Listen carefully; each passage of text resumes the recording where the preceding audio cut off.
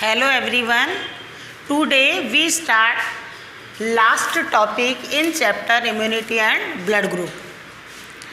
जो last lecture था उसमें हमने ब्लड ग्रुप के बारे में पढ़ा, एरिथ्रोब्लास्टोसिस के बारे में पढ़ा, इसके बाद में ब्लड ट्रांसफ्यूज़न के बारे में पढ़ा। ब्लड ट्रांसफ्यूज़न के कितने स्टेप थे? 2 थे। पहला कलेक्शन और दूसरा ट्रांसफ्यूज़न। फिर हमने पढ़ा कि क्या क्या प्रिकॉशंस रखने चाहिए हमको ब्लड ट्रांसफ्यूज़न के बारे में। जो आपके इसका जो नेक्स्ट टॉपिक या लास्ट टॉपिक है वो है significance of blood group heredity, यानी हेरिडिटी में ब्लड ग्रुप की क्या इंपॉर्टेंस है, क्या सिग्निफिकेंस है। तो हेरिडिटी का जो चैप्टर है वो हम 3rd चैप्टर पढ़ चुके हैं जेनेटिक्स के बारे में। तो किस तरह से ब्लड ग्रुप की क्या इंपॉर्टेंस है हेरिडिटी में। आपको पता है कि ह्यूमन का जो ब्लड ग्रुप है वो है ABO ब्लड ग्रुप है। कौन सा ब्लड ग्रुप कहलाता है? ABO blood group. The control of the blood group is based on the mutual reciprocity of 3 alleles. जो जितने भी ABO ब्लड ग्रुप है उन पर जो ग्रुप होते हैं वो 3 एलिल्स जो होते हैं उनका क्या होता है? कंट्रोल होता है। These alleles are the part of one single gene. जो एलिल्स होते हैं वो एक सिंगल जीन का क्या होते हैं? पार्ट होते हैं।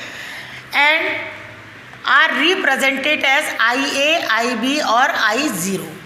तो जो 3 एलिल्स हैं उनको किससे रिप्रेजेंट करते हैं हम? IA, IB और I0 से। On the basis of presence of 3 alleles 6 genotype of the blood, कि जो 3 जो एलिल्स हैं उनसे ब्लड के कितने जीनोटाइप बनते हैं? 6 बनते हैं। अब ये कैसे हैं आपको पता है? ब्लड ग्रुप 4 होते हैं, AB और O। A का जो जीनोटाइप है वो है IA और IAI। या तो आप इसको I0 भी लिख सकते हो या इसको हम I भी लिख सकते हैं, जैसे भी है। B से बनता है IB और IBI। AB से बनता है IA, IB और O से बनता है I और I। तो कितने हो गए? 6 हो गए। 1 2 3 4 5 और 6। तो 4 ब्लड ग्रुप से कितने जीनोटाइप बनते हैं? 6।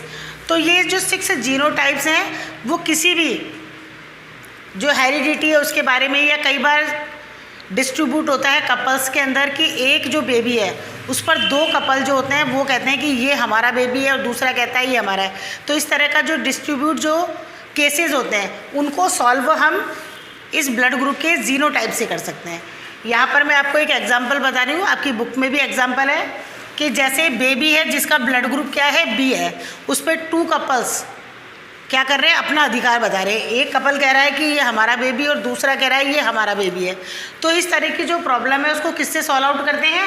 ब्लड ग्रुप का, मैन और वुमेन का ब्लड ग्रुप लेके उनके जीनोटाइप से निकाला जाता है। तो जैसे फर्स्ट जो कपल है, यहाँ पर मैंने इसको पूरा बनाया नहीं, आपको बना के बता रही हूँ। फर्स्ट जो कपल है उसमें मैन का ब्लड ग्रुप तो है O और वुमेन का क्या है? AB है। तो O में जो जीनोटाइप है वो क्या है? I और AB का क्या होता है? IA, IB। मेंडल्स लॉ में हम पढ़ के आए हैं। ये जितनी भी हेरिडिटी की जो प्रॉब्लम होती है इस तरह से उनको हम इसी तरह से हेरिडिटी या मेंडल के जो लॉ पढ़े हमने उनके बेस पर हम इसको सॉल्व कर सकते हैं। अब ये I को आप अलग करिए, I और ये IA, IB क्या हो गया? अलग हो गया। अब आप इसको क्रॉस कराइए, इसको I को IA से कराया है तो ये हो गया IAI। अब IAI कौन सा ब्लड ग्रुप है? A। कौन सा आ गया? A। अब इसको इससे क्रॉस कराया IB से तो ये हो गया IBI। तो IBI कौन सा ब्लड ग्रुप है? B। तो ये कौन सा ब्लड ग्रुप आ गया? B। अब इसको I को फिर हमने IA से कराया तो IAI कौन सा ब्लड ग्रुप आ गया? A। फिर इसको I को हमने IB से कराया तो ये IBI कौन सा ब्लड ग्रुप हो गया? B। तो इस तरह से देखा हमने फर्स्ट जो कपल है उसमें 50% जो चांस है वो तो कौन से ब्लड ग्रुप के हैं?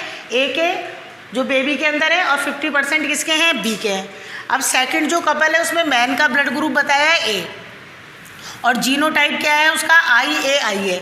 जब भी आपके बोर्ड में जो क्वेश्चन आएंगे वो जीनोटाइप को आपको ब्रैकेट में लिख के देंगे। जैसे इसके 2 जीनोटाइप हैं IA और IAI, तो वो आपके एग्जाम में लिखा हुआ आएगा कि कौन सा जीनोटाइप है इसका। तो जो जीनोटाइप लिखा हुआ है आपको उसी से उसको क्रॉस कराना है। अब जैसे इसका IAI और वुमेन का B है तो B का जो जीनोटाइप वो क्या है? IBI। अब इसको आप अलग करिए, IA अलग हो गया और ये हो गया IB और I।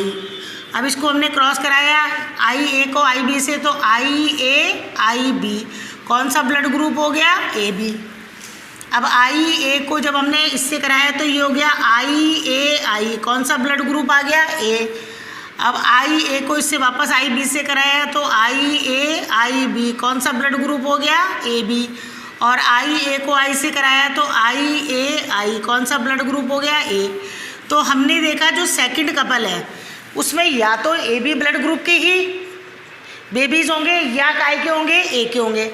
जबकि जो फर्स्ट कपल है उसमें बी ब्लड ग्रुप वाले भी बेबी हो सकते हैं। तो जो दो कपल जो झगड़ा करने जिसका बेबी का ब्लड ग्रुप क्या है, बी, वो कह रहे हैं कि ये हमारा बेबी है फर्स्ट और सेकंड कह रहा है।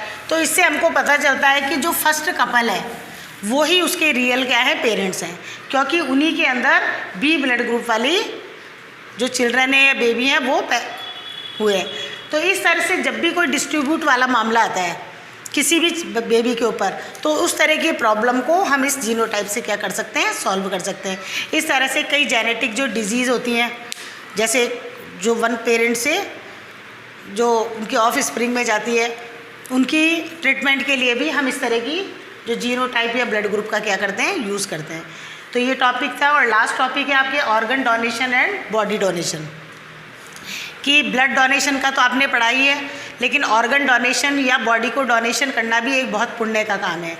आपकी बुक में एक कहावत लिखी हुई है, जैसे हिंदी में होती है ना कि पशु मरे तो 100 काम आवे, मनुष्य मरे तो किसी के काम ना आवे। लेकिन मनुष्य को भी मरने के बाद ऐसा काम करना चाहिए कि वो दूसरे का जीवन बचा सके। एक जो डेड पर्सन है वो कम से कम 50 लोगों को ज़िंदगी दे के जा सकता है। आपको पता होना चाहिए ख़त्म होने के बाद आँखों की जो रोशनी है जो वो 7 से 8 घंटे तक रहती है।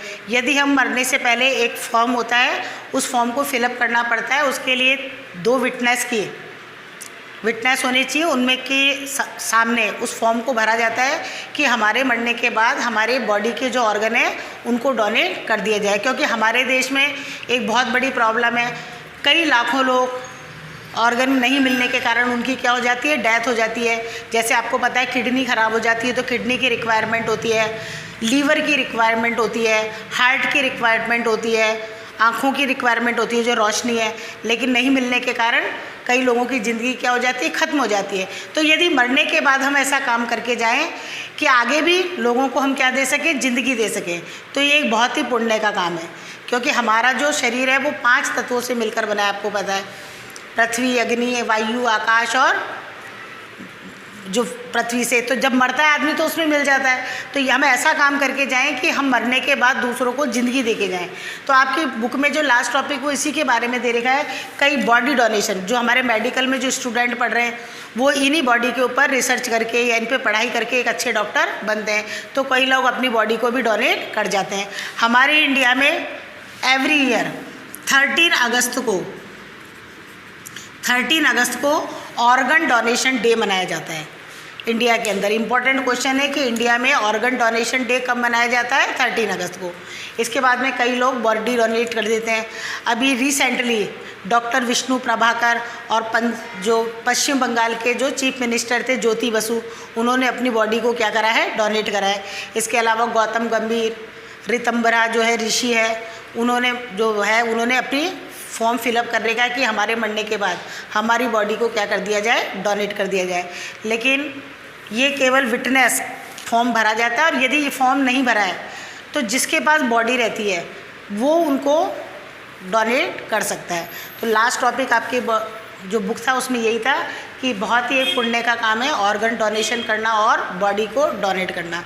क्योंकि एक मरा हुआ आदमी 50 लोगों को ज़िंदगी देकर जा सकता है।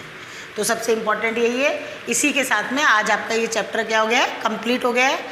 नेक्स्ट जो चैप्टर है वो हम एनवायरनमेंट का स्टार्ट करेंगे।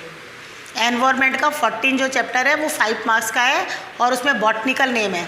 तो जो नेक्स्ट लेक्चर है उसमें हम एक एनवायरनमेंट का चैप्टर पढ़ेंगे, उसके बाद हम फिजिक्स स्टार्ट करेंगे। तो आज आपको जो ये मैंने एक एग्जाम्पल बताया है इसको आपको अपनी होमवर्क कॉपी में करना है। Thank you.